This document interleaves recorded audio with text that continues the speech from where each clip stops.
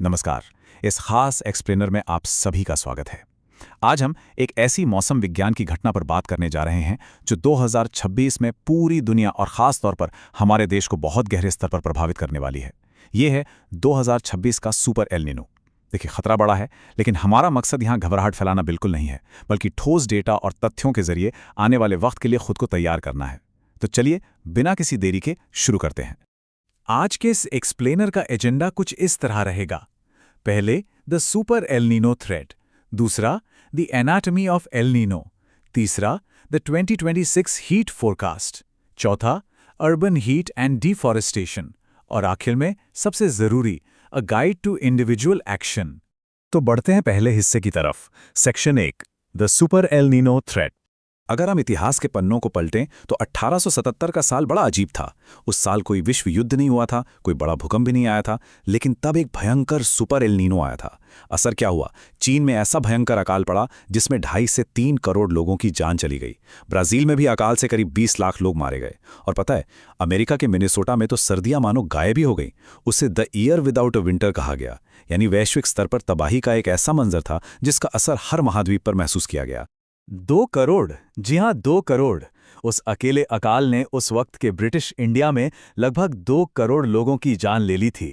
Madras presidency के हर गांव, हर सड़क पर भूख से तड़पते लोगों का मंजर आम था। ये आंकड़ा अपने आप में एक पुख्ता सबूत है कि जब एक एक्सट्रीम एल नीनो आता है तो इंसानी सभ्यता के लिए वो कितना विनाशकारी साबित हो सकता है। Section 2, the anatomy of El Nino. अब समझते हैं कि आखिर ये सब होता कैसे है। इसके पीछे की साइंस सच में बहुत दिलचस्प है। देखिए, नॉर्मल हालात में पैसिफिक ओशन में हवाएं, जिन्हें हम ट्रेड विंड्स कहते हैं, वो ईस्ट से वेस्ट की तरफ चलती हैं। ये हवाएं गर्म पानी को ऑस्ट्रेलिया की तरफ ढकेलती हैं और साउथ अमेरिका के पास नीचे से ठंडा, न्यूट्रिएंट से भरा पानी ऊपर आता है। लेकिन एल नीनो के दौरान ये हवाएं कमजोर पड़ जाती हैं। नतीजा, ठंडा पानी ऊपर नहीं आ पाता और गर्म पानी ईस्ट और सेंट्रल पैसिफिक में ही फंसा रह जाता है। यह अतिरिक्त गर्मी पूरे ग्रह के मौसम और बारिश के पैटर्न को पूरी तरह हिलाकर रख देती है और ये तबाही का चक्र करीब 6 से 12 महीने तक चलता है। Section 3, the 2026 heat forecast. अब आते हैं मौजूदा खतरे की बात पर। यूरोप के सबसे बड़े वेदर फोरकास्टिंग सेंटर के लेटेस्ट मॉडल्स इशारा कर रहे हैं कि 2026 में पिछले 140 सालों का सबसे बड़ा एल नीनो आ सकता है। अब आप सोचेंगे कि 2026 इतना खतरनाक क्यों है? इसका गणित बड़ा सीधा सा है। हम पहले से ही एक गर्म होती धरती पर रह रहे हैं। क्लाइमेट चेंज की वजह से बेसलाइन टेम्परेचर प्री इंडस्ट्रियल दौर से पहले ही 1.4 डिग्री सेल्सियस बढ़ चुका है। अब इसमें एल नीनो का 1.5 डिग्री का उछाल जोड़ दीजिए, टोटल हो गया 2.9 डिग्री सेल्सियस की ग्लोबल एनोमली। इतिहास में इतनी बड़ी तापमान वृद्धि एक साथ पहले कभी नहीं देखी गई है। और इस 2.9 डिग्री के उछाल का सीधा असर 4 स्तरों पर पड़ेगा। पहला, मॉनसून का सूखना। अनुमान है कि बारिश नॉर्मल की सिर्फ 92% रह सकती है। दूसरा, खेती पर बड़ा संकट, क्योंकि हमारे यहां आज भी 51% खेती पूरी तरह से मॉनसून पर निर्भर है। तीसरा, रिकॉर्ड तोड़ हीट वेव्स जो जनजीवन अस्त व्यस्त कर देंगी। और चौथा, जिसका असर हम सबके घरेलू बजट पर होगा, महंगाई। ग्लोबल फूड प्राइसेस 9% तक बढ़ सकते हैं। ये समझ लीजिए कि ये पूरी की पूरी एक चेन रिएक्शन है जो हर किसी को अपनी चपेट में लेगी। Section 4, urban heat and deforestation. चलिए देखते हैं कि हमारे शहरों में इसका क्या असर होगा। कभी सोचा है कि शहरों में गर्मी इतनी असहनीय क्यों महसूस होती है? 2024 की दिल्ली हीटवेव के ये आंकड़े देखिए। दिन का तापमान 1.8 डिग्री बढ़ा, लेकिन रात का तापमान 4.4 डिग्री बढ़ गया। इसे अर्बन हीट आइलैंड इफेक्ट कहते हैं। होता क्या है कि दिन भर शहरों का कंक्रीट और सड़कें गर्मी सोखती हैं और रात को उसे धीरे धीरे निकालती हैं। सबसे खतरनाक बात यह है कि रात में तापमान कम ना होने से इंसानी शरीर को रिकवर होने का वक्त ही नहीं मिल पाता और हीट स्ट्रोक का खतरा कई गुना बढ़ जाता है। हीट वेव से होने वाली मौतों के आंकड़ों पर अगर हम एक निष्पक्ष नजर डालें तो एक बहुत बड़ा अंतर दिखता है। ऑफिशियल पुलिस डेटा यानी एनसीआरबी 20,000 मौतें बताती है, आईएमडी का आंकड़ा लगभग 10,000 है। वहीं इंडिपेंडेंट एस्टिमेट्स के मुताबिक असल में हर साल करीब 1.5 लाख लोग मारे जाते हैं, क्योंकि गर्मी की वजह से होने वाले कार्डियक या आर्गन फेलियर को अक्सर हीट डेथ में गिना ही नहीं जाता।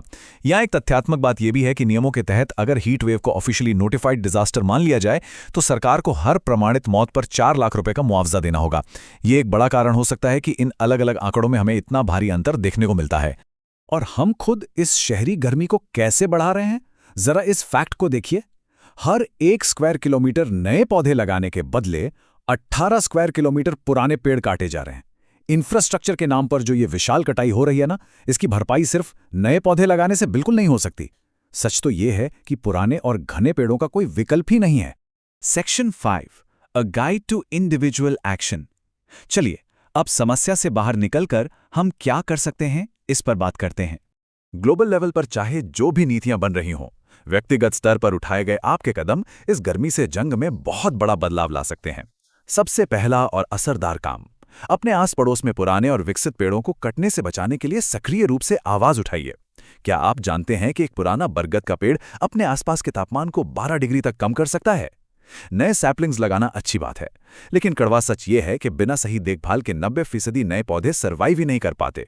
इसीलिए हमारी सबसे बड़ी प्राथमिकता पहले से मौजूद पुराने पेड़ों को बचाना होनी चाहिए। दूसरा कदम हमारी सेहत और समाज की सुरक्षा से जुड़ा है। दोपहर 12 से 4 बजे तक चिलचिलाती धूप में बाहर निकलने से बचिए और 10-15 रुपए में मिलने वाले ORS से शरीर को हाइड्रेटेड रखिए। लेकिन इसके साथ ही अपनी कम्युनिटी की मदद करना बहुत जरूरी है। देश में करीब 38 करोड़ इनफॉर्मल वर्कर्स हैं, जैसे डिलीवरी ड्राइवर्स, कंस्ट्रक्शन वर्कर्स और स्ट्रीट वेंडर्स।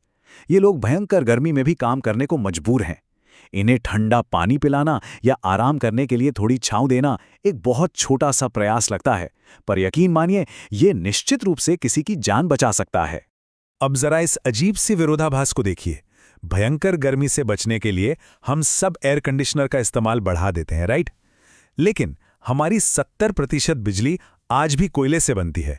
इसका मतलब है कि जितनी ज्यादा बिजली हम इस्तेमाल करेंगे, उतना ज्यादा कोयला जलेगा और क्लाइमेट चेंज का बेसलाइन तापमान उतना ही और बढ़ता जाएगा। ये एक ऐसा दुष्चक्र है जिसमें हम गर्मी से बचने के चक्कर में पर्यावरण को और ज्यादा गर्म कर रहे हैं। तो इस दुष्चक्र को तोड़ने का समाधान क्या है? ऊर्जा में आत्मनिर्भरता। भारी प्रदूषण फैलाने वाले ट्रेडिशनल पावर ग्रिड पर अपनी निर्भरता खत्म करना समय की मांग है। अपने घरों की छतों या बालकनियों में सोलर पैनल्स लगवाइए। आपको जानकर हैरानी होगी कि आज पूरी दुनिया में सोलर हार्डवेयर के दाम बहुत तेजी से गिर रहे हैं। सीरिया जैसे देशों तक में, जहां बुनियादी ढांचा लगभग तबाह हो चुका है, वहां के आम लोग सस्ते सोलर पैनल अपनाकर एनर्जी इंडिपेंडेंट हो रहे हैं।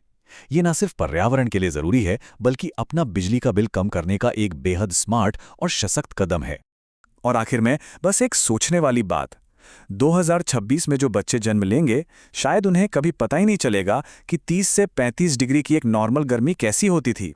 उनके लिए तो 45 डिग्री का तापमान ही नॉर्मल बन जाएगा। देखिए, वक्त अभी भी है। अगर हम सब मिलकर व्यक्तिगत स्तर पर कदम उठाएं, पेड़ों को बचाएं और ऊर्जा के साफ विकल्पों को चुनें, तो हम इस हालात को बदल सकते हैं, इससे पहले कि ये अत्यधिक गर्मी हमारी परमानेंट नियति बन जाए। इस एक्सप्लेनर में हमारे साथ जुड़ने के लिए बहुत बहुत शुक्रिया।